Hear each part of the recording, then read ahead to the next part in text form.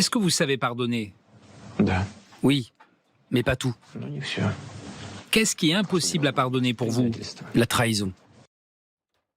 Voilà, c'était dit en 2018. Et là, il a parlé de trahison dans ce discours que vous évoquez, Sergueï Boutman, samedi matin. Bernard Guetta veut vous poser une question. Mais écoutez, Sergueï vient déjà de répondre à ma question. J'allais lui demander, bien sûr qu'il ne va pas pardonner, mais est-ce qu'il a encore les moyens de ne pas pardonner?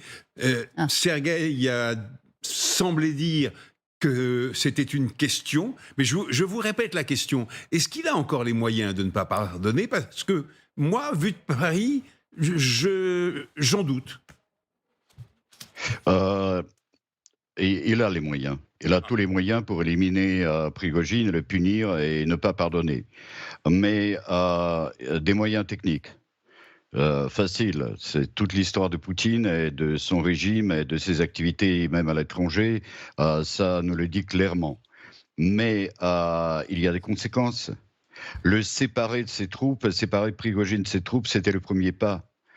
Parce que ayant tous les Wagner sur les territoires de la Russie ou bien sur le front ukrainien, c'est hyper dangereux d'éliminer Prigojine.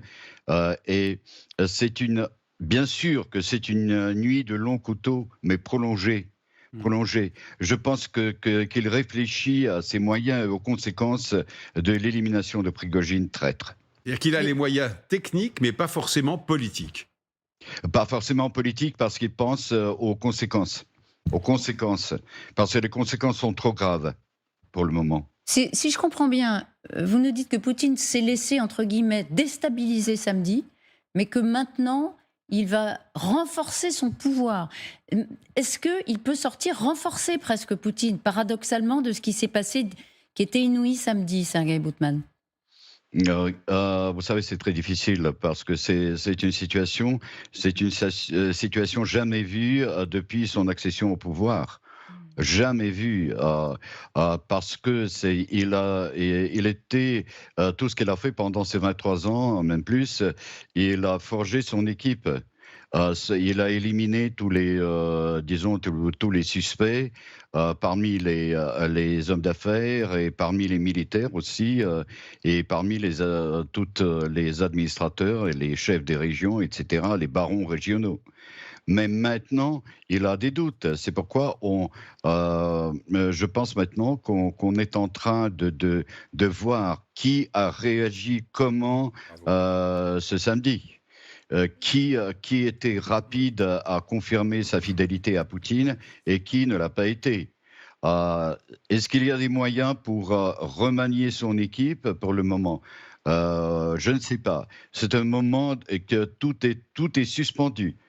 Vous comprenez, tout est un peu suspendu. Mais quand même, voilà. Tout est suspendu, sauf que vous dites que la pente naturelle de Poutine, ça va être quand même de se venger absolument de Prigojine et peut-être des traîtres qui ne l'ont pas soutenu publiquement. Ou pas, d'ailleurs. Et oui, et en même temps, comment faire? Parce que c'est l'incapacité peut-être pas si grande que le dit Prigojine, l'incapacité du ministère de la Défense et de l'état-major général de mener une guerre,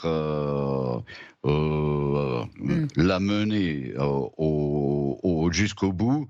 Le bout n'est pas connu, mais tout le monde sait que le ministère de la Défense est incapable de la mener correctement.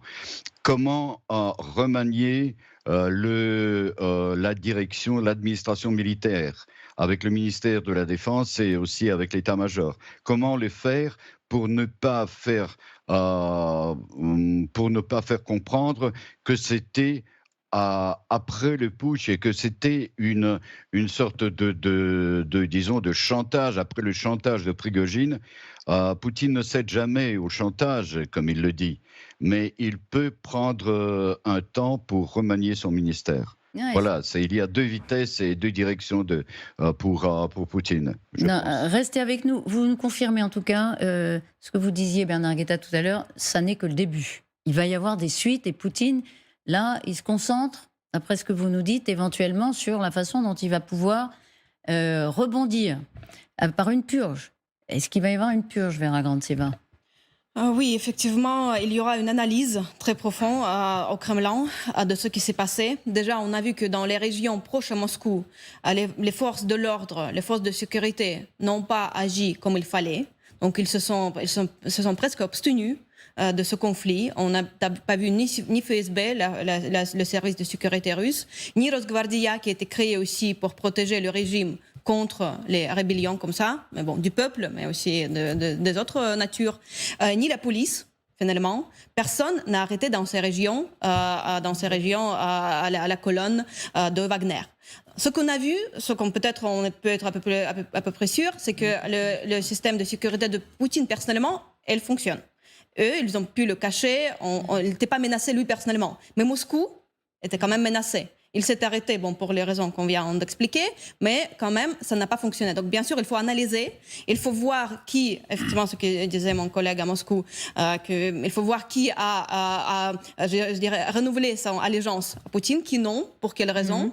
Et bien sûr, il y aura les conséquences politiques pour les acteurs politiques en Russie. Alors, il y a des interprétations de cet épisode, sur la suite de cet épisode, qui vont plutôt dans le sens, encore une fois, paradoxal, selon lequel Poutine serait renforcé. Voilà.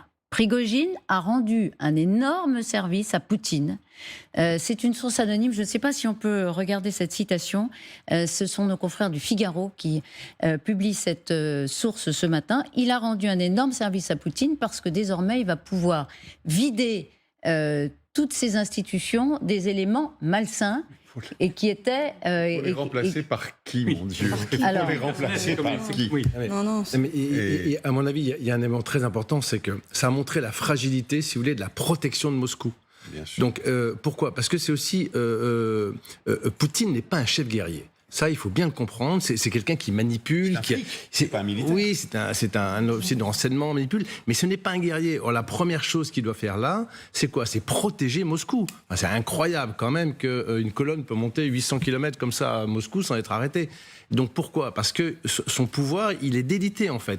Un coup du FSB, un coup de la police et tout ça. Il faut mettre une structure, si vous voulez, de protection de Moscou qui coordonne tout ça et qui soit bien évidemment organisée. Et ça, à mon avis, dans ce sens-là, ils peuvent effectivement renforcer Poutine. Et à mon avis, c'est la première chose qu'il a à faire. Alors, je ne vais pas lui donner des conseils tactiques, mais pourquoi? Parce qu'il a tellement...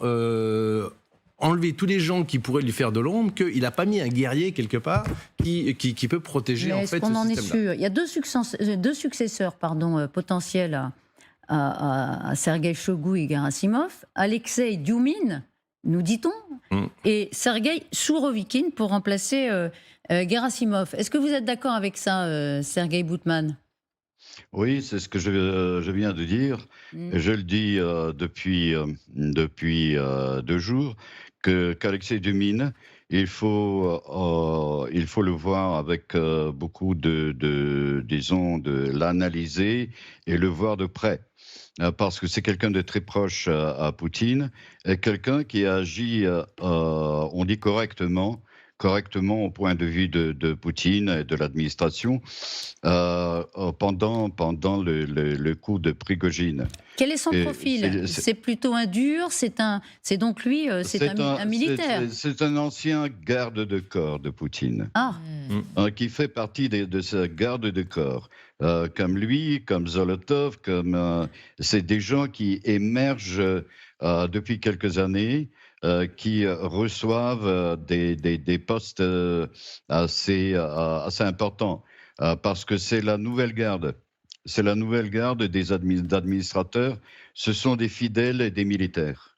Voilà, et des gens des services spéciaux, mais en même temps, ce sont des gens de l'ombre et qui sont fidèles, durs ou pas trop durs, personne ne sait, mais ils sont fidèles à Poutine. Donc il a un vivier de remplaçants à sa main qui... Il a le garde du corps après le cuisinier, hein, comme vivier, on fait mieux. Je suis d'accord avec Bernard. Thierry Volton. Je pense qu'il y a plusieurs choses qu'il faut pour résumer un petit peu la situation. Prigojine a montré la faiblesse de Poutine. Et ça, Poutine ne peut pas le permettre dans sa structure de force. Il ne peut pas le permettre, donc il va forcément se venger, peut-être le liquider, j'en sais rien, c'est la première chose que je voudrais dire.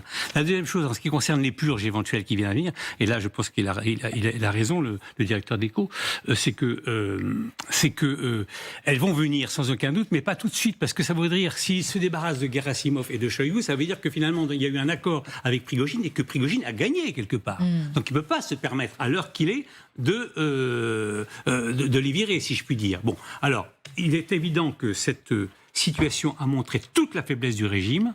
Et d'ailleurs, ça montre une chose qui est très, très, très intéressante et qu'on trouve dans tous les systèmes, si je puis dire, et dans toute matière, c'est que trop de forces de sécurité tuent la sécurité, quelque part. Parce qu'il y a le FSB, il y a les Siliviki, il y a tout ça. Donc tout ça, ce sont des gens qui se surveillent les uns les autres, qui se détestent évidemment. Donc tout ça, finalement, finissent par paralyser le système. Et on l'a bien vu dans le fait que... Et personne n'est intervenu. Et personne n'est intervenu. C'est bien la preuve qu'il y a un problème de commandement, si je puis dire. Et c'est là-dessus que Poutine devrait travailler, s'il a le temps de le faire. Je suis pas sûr qu'il aura le temps de le faire. Oui, ou s'il a envie de le faire. Mais c'est vrai que ça aboutit à une forme de paralysie. Alors, oui, sur le plan politique, peut-être on y hein, reviendra, mais sur le plan technique, entre guillemets, évidemment, les forces ainsi enchevêtrées se neutralisent les unes des autres. Et celui qui a pensé le système, Poutine, qui l'a mis en place, finalement, ne sait plus comment... Pour pouvoir jouer les uns contre les autres, au bout d'un certain moment, ça devient paralysie. Ça devient pilotable. Voilà. Et il y a une autre chose aussi qu'il faut prendre en compte. Un vendredi soir, un samedi, il y a aussi des week-ends en Russie. Et ça montre aussi le manque de réactivité, en fait. Qui est spécifique aux Russes, en fait. On voit toujours qu'ils ne réagissent pas extrêmement rapidement. Il leur faut beaucoup de temps. C'est une machine comme ça de retraite en route. Ça montre aussi le manque d'appétit à voler au secours de Poutine. Oui. Parce que moi, Oui. est-ce que Sergueï est toujours en ligne? Sergueï est toujours avec nous. Parce que moi, j'aurais bien aimé lui poser deux questions très, très rapides. Premièrement, à part le général Sourovikine, est-ce que quelqu'un d'important a pris publiquement la défense de Poutine samedi? Ah non. Exactement. Publiquement, non. Exactement. Non. Voilà. Premier point. Deuxième point, vu de Moscou, à votre avis, Poutine, le président Poutine, sort-il renforcé ou affaibli de cette journée de samedi? Je répondrai plutôt affaibli. Plutôt affaibli. Oui, bien sûr. Humilié, disiez-vous au début de cette... Humilié, oui, humilié tout à fait. Il va se venger. Mais il y a aussi une petite chose que je voulais souligner. Parce que les propos de Prigojine, avec tous ces Shoigu, son mésobus, etc., tout ce qu'il dit, d'une façon assez brutale, c'est ce que disent autour d'une bouteille, disent les gens du FSB, les militaires, des soldats, des officiers. C'est ce qu'ils disent et c'est ce qu'ils pensent. C'est ce qu'ils disent entre eux. Parce que pourquoi Prigojine a été très dangereux quand il s'est prononcé ouvertement et d'une façon armée contre Poutine, contre le système, le ministère de la Défense, parce qu'il y a énormément de gens qui pensent comme lui. Mais ne le disent pas. Voilà. Il dit tout haut ce que beaucoup d'organes quand même très officiels, membres des organes officiels, disent tout bas. Donc il faut aussi que Poutine tienne compte effectivement de cette rébellion. Il faut quand même, c'est important de souligner qu'il y avait le soutien public, politique en Russie à Poutine. Ça, c'est malheureusement... Mais de qui? De la part déjà de la présidente du Conseil de fédération de la Russie, Valentina Matvienko, oui. Le président de Douma, tous les gouverneurs. Il y avait la parade des gouverneurs de Russie qui se sont exprimés dans les réseaux sociaux de Telegram. Je suis allée vérifier honnêtement parce que j'ai vu que les propagandistes disaient que tous les gouverneurs sont de côté de Poutine. Donc je suis comme chercheuse, je suis allée vérifier. Et effectivement... je n'ai pas vérifié tous les 83 sujets de la Russie, mais la plupart d'eux, effectivement, ont fait un peu copier-coller, si on est honnête. Mais les ministres. Voilà. Les ministres, ils n'ont pas un rôle public en Russie. C'est faux. Il ne faut pas les voir comme les acteurs politiques. Non. Ils cherchaient à affirmer son pouvoir sur les territoires russes pour montrer qu'il n'y a pas de séparatisme. Tous les gouverneurs sont du côté de Poutine. Après, le ministère des Affaires étrangères s'est exprimé. Maria Zakharova a donné un discours où il disait que nous sommes du côté du président, nous soutenons bien sûr la souveraineté de notre pays. Donc non, il y avait c'était dirigé du Kremlin. Et aussi important, Kadyrov Kadyrov, Ouais. c'était bien sûr, Alors ça, on l'a vu. on lui a donné une case, ça c'est sûr et certain, et il a montré que du côté de Tchétchénie, il y a un soutien absolu de Poutine. Alors juste, Sergueï Boutman, puisque là, il y a un débat sur le soutien public. Vous êtes d'accord avec ça ? Oui, tout à fait. Parce que c'était très important. Il y avait une parade et maintenant, je pense qu'on va vérifier à l'administration de Poutine, on va vérifier qui était le premier, qui était le dernier. Oui. Je pense que la déclaration et le soutien le plus intéressant, c'est la déclaration de Kadyrov. Parce que Kadyrov, dans sa manière assez exotique, il a décrit les buts de Prigojine et son mode de vie et son mode de pensée quand il parlait d'intérêts privés. C'était obligatoire parce qu'il était trop dangereux de réagir ou de ne pas ou de se taire pour les gouverneurs. Les gouverneurs, c'est ce qu'il y a de plus fragile dans le système de Oui, Poutine. On peut les remplacer en un clin d'œil. D'accord, donc eux, ils ont fait allégeance assez rapidement. Il y a deux choses, excusez-moi Elisabeth. Mais oui, Jean-Marie Machap, Oui, une dernière question à Sergueï Boutman. C'est gentil, merci beaucoup. Monsieur Boutman, je voudrais poser la question par rapport de l'effet que Prigojine a publiquement parlé de la vérité de que tout le monde en parle dans l'élite militaire russe, mais c'est lui seulement qui a permis de dire qu'on jette les soldats russes comme chair à canon, etc. Est-ce que cela a gagné ou a traversé ou bougé l'opinion publique de ceux qui étaient, par exemple, à l'époque pro-Poutine? Comment vous sentez aujourd'hui? Parce qu'on a vu beaucoup des images quand il y avait des jeunes qui ont profité et fait les selfies avec Prigojine en félicitant, en jetant dans les bras. Quel impact sur l'opinion publique? C'est ça votre question? Oui, c'est l'impact sur l'opinion publique. Oui, c'est tout à fait vrai. Et même, vous savez, ça a eu une influence sur l'opposition libérale ou en exil. Je ne pense pas aux gens, aux camarades qui sont en prison, mais il y a eu, vous savez, c'est Khodorkovsky a dit qu'il fallait soutenir le mouvement de Prigojine. Et Prigojine, qui est un bandit, qui est un gangster invétéré, qui est un assassin. C'est ces gens qui ont assassiné 3 de nos collègues en Afrique centrale et ils gagnent de popularité parmi les libéraux et les démocrates. Ouais. Vous savez.